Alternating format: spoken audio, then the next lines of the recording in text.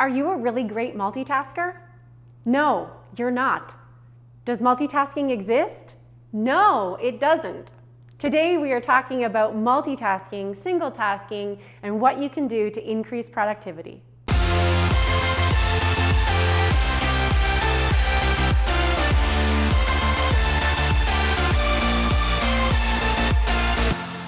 So many people often ask me how it is that they're really good multitaskers or how it is they could be better multitaskers, and I've got news for you. Multitasking, like photographic memory, is actually one of the brain-based fallacies out there. It is in fact a myth. There's no such thing as multitasking. Here's why. Your brain is in fact a serial processor. It only does one thing at a time, but it can do many things in succession. It doesn't do anything simultaneously, like, as an example, a computer does. What that means is that when we attempt to multitask, we are doing something called code switching. We're switching between tasks. Now here's the problem with that. When we code switch, there's actually a refractory period. That refractory period can be anywhere from nanoseconds long to 15 minutes. And so what we see is that people who attempt to multitask actually decrease their productivity, they increase their frustration, they increase often their stress hormones, and they decrease how much they actually get done because ultimately they're not as happy doing any of it. So today we are going to talk about the alternative to multitasking. What should you do instead? So before we can talk about what you should do instead, I should tell you, there was a whole group of multitaskers who said, you know what, we really are good multitaskers. In fact, we're the world's best. So Stanford took them on and did a research study on some of the world's best multitaskers. They tested them on things like filtering information, maintaining a good working memory, doing tasks quickly, and what they found was even the people who said they were really good multitaskers did worse on all three of those categories, and they were more stressed doing work. So, according to the Stanford study, even people who are practiced at multitasking are not, in fact, good multitaskers. What we see is that people who attempt to multitask are actually doing something very similar to animals who are caged. Multitasking sometimes is attributed to is almost like a stress response or an anxiety response that we often see in, as an example, stressed animals or in people who are overwhelmed. And so sometimes multitasking can be a lead indicator for other problems, things like anxiety, overwhelmedness, high levels of frustration. So instead of multitasking, what can you do to increase your productivity? Let's start with this. The first thing I want you to do is to single task. That is, do not ask yourself to do multiple things at once. Do not hope that you will get done multiple things at once. Instead, choose carefully what it is you want to get done and that you have the cognitive capacity or interest in actually focusing on right now.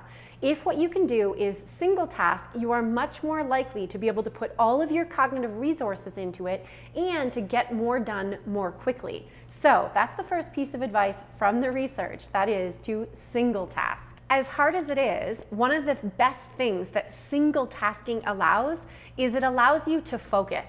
Multitasking is almost like a form of self-handicapping, self-distraction. It doesn't let you focus. And focus is one of the key mental states we need to be in order to get more done. So, single task, and this will allow you to actually focus. Plan on focusing on one thing at a time. The next piece of advice that researchers have found is that if what we want to do is be more productive, one of the alternatives to multitasking isn't just to single task or focus, it's to get into a state that a scientist called Csikszentmihalyi called flow. And he called flow such a state because it feels like you're in the zone. It feels like everything is flowing. This is in fact the ideal state for people to get work done. People who are in a state of flow are typically a lot more productive and a lot more satisfied with the work that they're doing. Now, flow is a state you know you've been in before. It's when day can turn to night, night to day, Wednesday turns into Thursday, the dog that was barking, the baby that was crying, all of these distractions don't bother you anymore. However, it's hard to get into. Here's the challenge for yourself. Do whatever it takes to allow yourself to get into a state of flow, because that is where you will have maximum productivity. And there's one thing that will definitely negate your ability to get into flow, and that is to even attempt to multitask. Another thing you can do to be more productive and to thwart the temptation to multitask is to delegate non-critical or trivial tasks. If you find yourself, and this sometimes happens to me as well, if you find yourself really wanting to be tempted to multitask because there's just so much on your plate, one of the things you can do to negate that temptation is just to get rid of a lot of the stuff that's on your plate. Make sure that you're able to focus on the tasks that you really need to do, that you really want to do, and give all that other stuff, the details, the stuff that you maybe don't want to do or that aren't critical or that are trivial, give those tasks to other people. Delegate them or eliminate them. Just cross them off the list altogether. This will help you relax, feel a little bit less anxious, and enter into a state of focus and hopefully flow. The next piece of advice from the psychological literature is if you feel that you are tempted to multitask because you're feeling like you need to get a lot of stuff done, instead of doing that, single task, but set yourself time limits. So tell yourself that you're only going to do one task at a time, but you're going to do that task for a little while.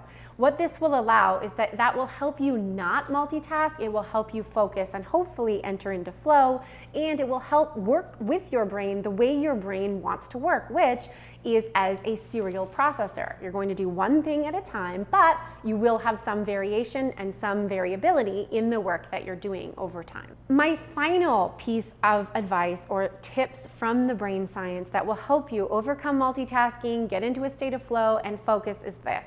I call this one purposeful multitasking or purposeful code switching. It's a little bit different than classic multitasking in the following way. What you will do, and this is what I do, is when I feel overwhelmed and like I have a lot of stuff on the go, what I'll do is I'll give myself one task, because that's how the brain wants to work, it only does one thing at a time. I'll give myself that task for a little while. Let's say I'm working on a PowerPoint deck. But when I need a break, when I want to get up and do something else, I do. And instead of trying to do two things at once, I actually get up, move around, and go and do something else.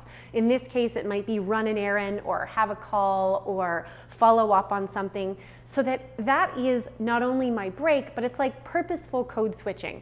What it allows is that actually every minute of my day is functional and productive, but I do have variance and variation in the tasks that I'm doing, so that while I'm not actually multitasking, I am getting more done of multiple tasks. Thank you for watching. Now that you know that multitasking is impossible, I'd love to know what of these tips, tricks, and tools you were able to use to help single task, focus, and be more productive. Let us know in the comments below, and we'll see you